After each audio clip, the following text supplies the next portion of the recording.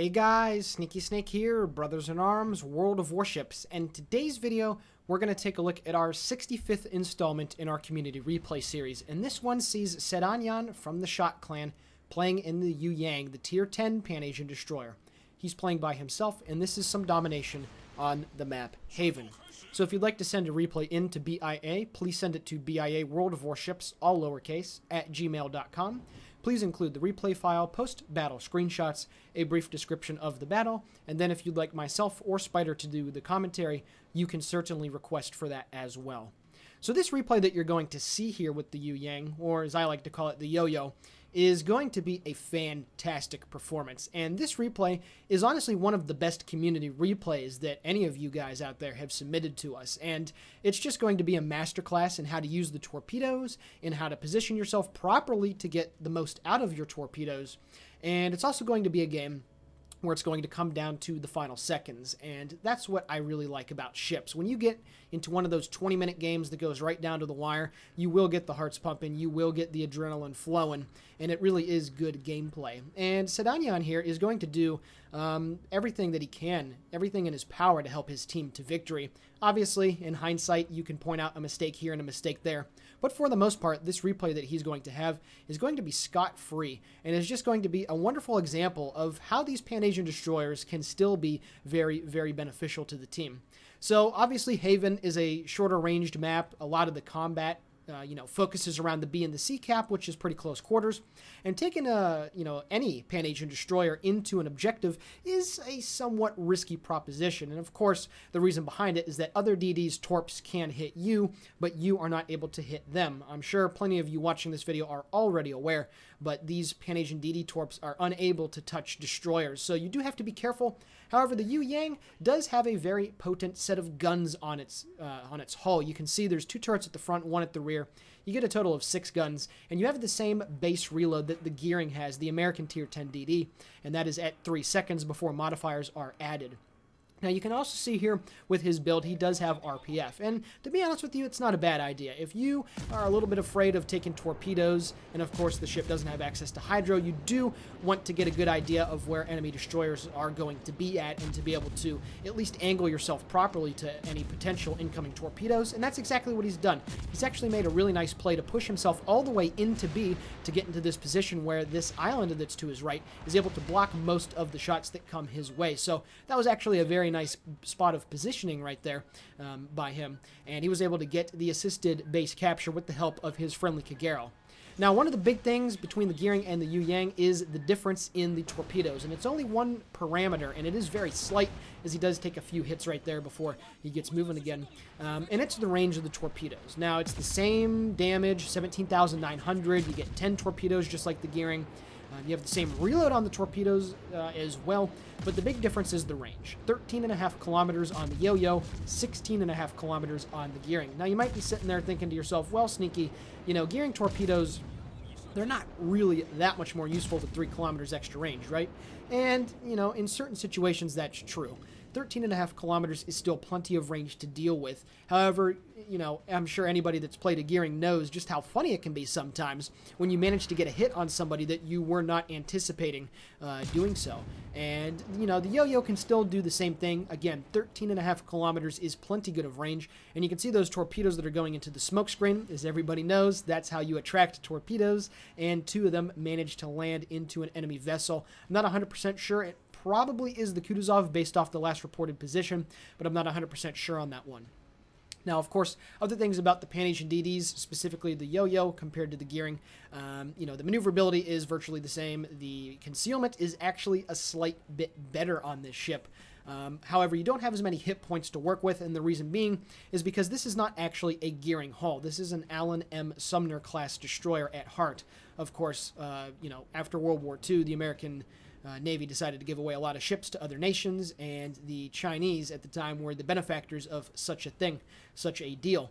And they got a lot of our, old World War II ships. And so anyway, a little bit of a rabbit hole right there. That's why this thing has slightly less hit points, but it does sit a lot lower in the water, and you can see the detection on it is 5.8 kilometers, which is very, very nice.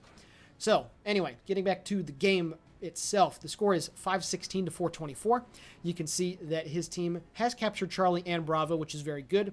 However, there's only 2 friendly ships that are up at Charlie to be able to try and hold back the enemy team that is pushing through there. There's a Yamato, there's a Musashi, a New Orleans, Yagumo, and a Shimakaze that are over on that eastern side of the map. So, it's going to be, he can see that it's coming. Obviously, being in this Bravo cap right here near in the middle of the map is a very good spot, but I'm sure he sees the push that will be developing, so he's going to go over here and try to get some torpedoes on these enemy ships that are stuck on the western side, and then he's going to swing around and go back and try to defend the D cap. And that is, that's just very good stuff. That is very good map awareness, and you can already see that he's turning around to go and take care of that. You can see that there's a friendly Hirakazi that was up there trying to get into a close quarters knife fight with the Yagumo. He does manage to take care of business on that guy, so wasn't expecting that, really. It's a very dangerous proposition to go into a brawl when enemy DDs have their torpedoes ready to go. And very unfortunately for him, that Tirpitz, for whatever reason, decided to pad on the brakes. And very unfortunately, he's not going to be able to land a torpedo on him. And pardon me, I actually misspoke. He does not go back to D at the moment. He's going to get some shots here, do a little damage farming on these battleships before he heads back to the east. But anyway, yep, looks like he might get a torpedo hit on the North Carolina regardless of that, and he manages to do so, gets one hit right on the bow of that guy, so nice stuff. And then he's just going to let the guns go to town on this Tirpitz. And again, at the end of the day, this is a gearing that you are using in terms of its ability to shoot. So you got, let's see what his reload is, 2.5 seconds about, so he's got at least main battery mod 3 on and probably a little bit of adrenaline rush going. So right now he's got 2.5 second reload with 6 guns that are able to fire that quickly. That's just, oh man, the DPM is fantastic. And also, something that a lot of people don't know, and it's the same with the American DDs. You can see that North Carolina is at about 9 kilometers away. He could shoot AP at him right now if he wanted to. Obviously, you switch back to the high explosive to get some fire set on that guy, which he does manage to set. However, American armor-piercing shells on their destroyers are low-key pretty effective, and spam right into the superstructure and the upper belt is still going to give you a lot of damage. And it's something, again, that a lot of people don't really know about.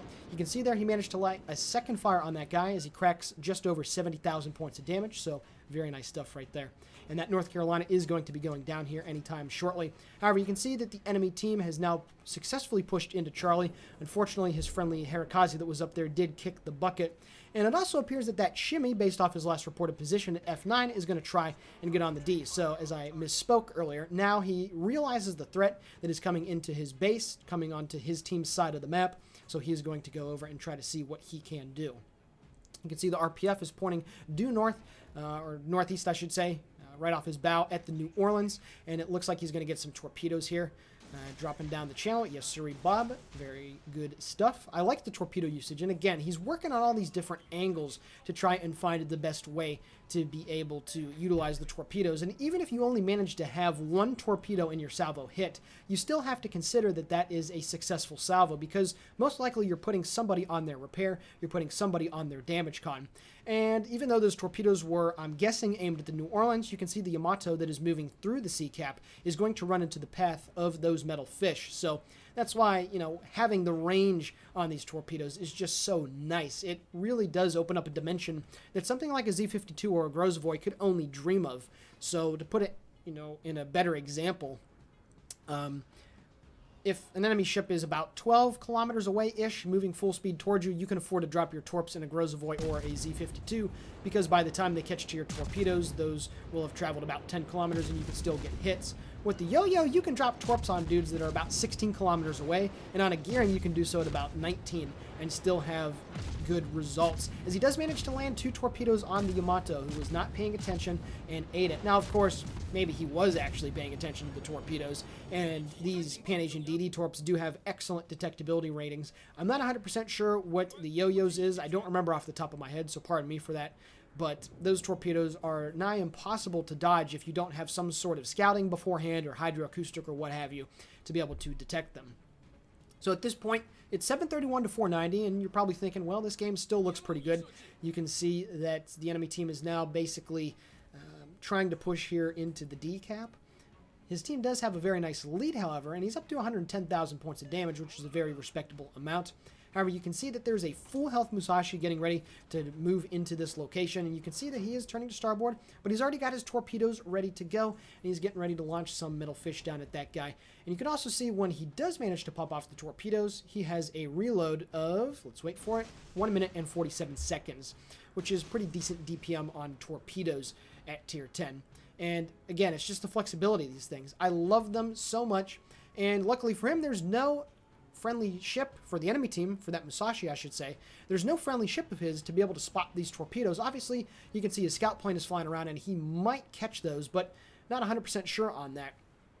And when you don't have hydroacoustic or whatever to be able to spot these things, they're just so darn deadly because they hit really nicely and they're just so hard to dodge. You can see here, we're going to go to the free cam. Just going to go up to this Musashi. He has no idea these torps are incoming, and it looks like at least 3 of them are going to slam home into the side of that guy. You can see right at the very last second he starts to turn to the right, but it really does not matter. And we're going to see here 1, 2, and make that 3 torpedoes as he picks up the Confederate. Very nice stuff. Obviously, that guy is going to be using his damage control. And you can see he is now, due to the fact that his RPF is telling him that all of the closest enemy ships are off to his port side, he is now going to work on a different angle as he's moving due east. And this is why I just enjoyed watching this replay very much so, because of the angles that he's working on. Now, granted, yes, those are a bunch of Japanese ships that have crappy hydro, if they were running them in the case of the Zhao, or, you know, they're just not able to dodge the torpedoes very effectively in the case of the 2 battleships. But working over these angles that he's been able to do, it's just been a joy to watch, in all honesty. And it's something that, if you want to improve your torpedo hit ratio, yes, getting in closer is going to give you a much better chance of doing it, but also getting into positions where the enemy team is just not expecting torpedoes is also another surefire way to be able to do so. I don't even know how many salvos that he's launched, but he's already had 8 torpedoes land on target, which is a very nice number, regardless of the ship tier, regardless of the torpedo boat. And you can see here, once again, he's going to launch another set of 10 torpedoes and try to work for another angle on these enemy battleships and cruisers. The enemy team has stalled up right at the C cap for some reason. I'm not 100% sure why they're not trying to push around and get into the D. Maybe they just wanted to wait until they could all, you know, gang up before making the push. I'm not 100% sure on that, but that is only to his favor, because it's very easy to predict what enemy ships will be doing if they are coming at you from the same azimuth, from the same direction. So at this point, there's 7:49 left in the game. And again, there's no reason for him to put himself in a bad situation. There's no reason for him to push up and try to get within the range of the, the radar range of the New Orleans. There's no reason for him to do that. So he's just going to continue and be very content with dropping torpedoes. Now, that enemy Lion, you can see 1 torpedo looks like it's going to hit in the bow. And this poor guy used his damage control on 1 fire. So that damage counter is going to be ticking very, very nicely here. And even when the Lion does use his heal, it is going to get back a little bit of it. But the flooding is just so much. You can see the damage counter is ticking up about 1,000 points every couple of seconds here. And that guy is going to be losing a lot of hit points here very, very quickly. It's now 863 to 730. So this game is still not out of reach for the enemy team. They still have plenty of time to do so. And right here, they do manage to get on the decap. Now, you can see here, he did stray a little bit too close. That New Orleans is now within radar range. He's at 8.7 kilometers, I believe. So he does have to be careful here, but he is ready to turn to the left at a moment's notice if he needs to. And I know I'm beating a dead horse, but he's working for another angle of torpedoes. Maybe those enemy ships thought he was going to continue his course due east, but instead he decided to loop around and come back the way that he came from. And yeah, this is some very, very nice stuff. This is some very high-level play in these destroyers, or any destroyer for that matter, just using the torpedoes very nicely here. So we'll see what he's going to be able to do here to the Lion. His damage counter has stopped finally at 171,000 points of damage. And you can see the Lion is using his Mega Heal, so he is going to be able to repair most of the damage that he was dealt. But then there are, of course, more torpedoes on the way. So that poor guy is probably thinking to himself, all right, I got myself taken care of. I got my fires repaired. I got all that stuff ready. He does manage to hit 1 torpedo on the Zhao and light a fire, jeez. He gets a flooding, and then he manages another flood on the line with his 2nd torpedo. He also picked up the high caliber as well, so yeah. The Zhao's about to go down. There we go. The Bismarck manages to take care of business, and as soon as the Lion was back in business, well, you can see his damage, his hit point bar is ticking yet again. So that poor guy getting hit by 2 torpedoes about 2 minutes apart with the repair down. There's just nothing he can do. He is guaranteed dead. Even if one of his friendly teammates decided to steal the kill, there's nothing that line is going to be able to do about it. And you can see the other Yamato, not the other one, but the Yamato that was, supporting those guys as he picks up his first Liquidator of the game. He abandoned the push for some reason. I'm not 100% sure why he decided to do that. I really don't. And it might have cost them the game in this, to be honest with you, because that guy not pushing in and trying to tank some damage is going to have some big ramifications here at the end of the game. We only got 4 minutes and 50 seconds left. He's already at 211,000 points of damage, so if he were to die right now, this would still be a fantastic game, at least from a damage perspective. However, he's getting ready to drop more torpedoes here. There we go. However, that enemy New Orleans is camping out behind that rock that is just in front of him. And while he is keeping the New Orleans from capturing the decap here, that New Orleans knows that there's a destroyer on the cap, and of course, at 6.8 kilometers away from that guy, he is well within his radar range. So I'm not 100% sure why that New Orleans is not radaring. Maybe he already used it. Maybe he's just completely unaware, but I really don't know how that is the case, to be honest with you. You can see some shells coming in on the friendly Yagumo. That Yamato biffed the entire salvo, so very luckily for him, he does not take any damage. However, the enemy team is now not only contesting D, but they are now capping Bravo. So his team, even though it has about a 60-point lead right here, it is not looking good whatsoever. You can see the fires were set on the Yamato from the friendly Zhao, and I believe that guy already used his damage control at some point, so a torpedo is going to go in and slam right into the hull. And taking a look at the damage counter, indeed, that guy is ticking and bleeding his hit points. So not only does he have, it looks like one fire, but he is also giving up hit points with the flood. So, yeah, just racking in the damage here. Very nice stuff. 12 torpedo hits thus far in this game. Very, very brutal. You can see that there's a smoke screen that's just off his starboard bow side. That last, actually, I don't know who's in that smoke screen. No, it's the Kutuzov. There we go. The Kutuzov was last reported at Charlie 3. So, yeah, that guy's made quite a bit of movement from that location. He did pick up the Witherer, and you can still see the damage counter is ticking. That is just music to my ears. That is awesome to see. His friendlies are getting ready to shoot at the San Luis that's in front of him. You can see that he does smoke up, and he does have the armor-piercing shot loaded, which, again, is not a bad idea if the enemy ships that you're shooting at are full broadside or at very close range. And I will admit, the positioning in the smoke screen leaves a little bit to be desired. He did have to back up right here before he could get his rear turret into play, but he does manage to do so. However, this is a crisis point for his team. He gets his second Liquidator of the game. That is something I have never seen in my entire career playing World of Warships. I literally have never seen that happen, whether it be from myself or on YouTube or whatever, so that is absolutely sick. However, the enemy team is still in control or contesting all of the capture points, so his team is not going to be getting any points except for the fact that the San Luis managed to move off of the B cap.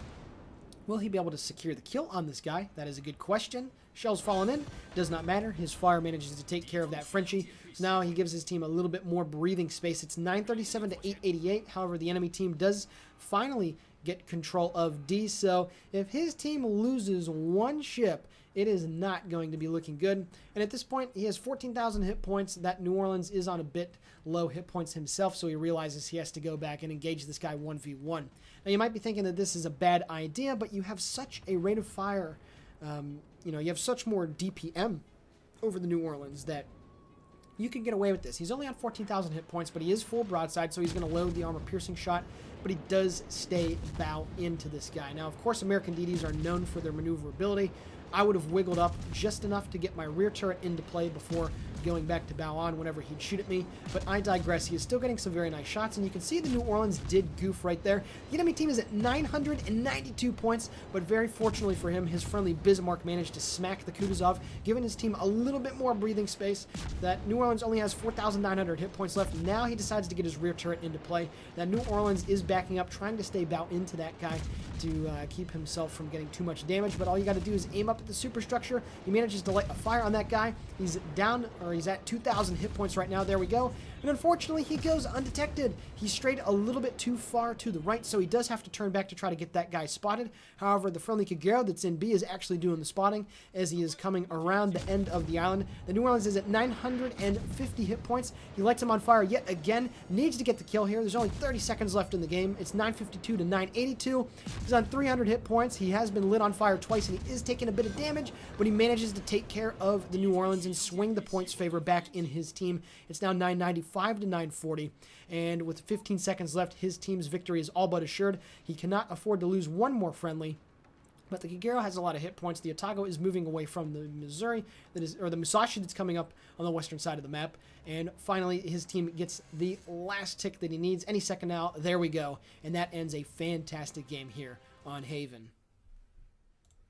Alrighty guys, taking a look now at the post-battle results. 410,000 credits received and just over 3,100 total EXP earned. He picked up Witherer, Confederate, High Caliber, and Double Liquidator. Again, I have never seen that. That is absolutely absurd. He dealt 285,000 points of damage off of 206 shell hits and 12 torpedoes. He managed to sink 4 enemy ships and had 1 assisted base capture. Taking a look at the team score, oh yeah, 3,101 base XP. That is some spicy stuff. Anytime that you're over 3k base XP on the winning team, you were doing some work, and he certainly was. Taking a look at the detailed report, only 50,000 damage dealt with the main battery, and only 145,000 points of damage dealt with the torpedoes. However, that other 90,000 about with 13k from fires and 76,000 points of damage from flooding.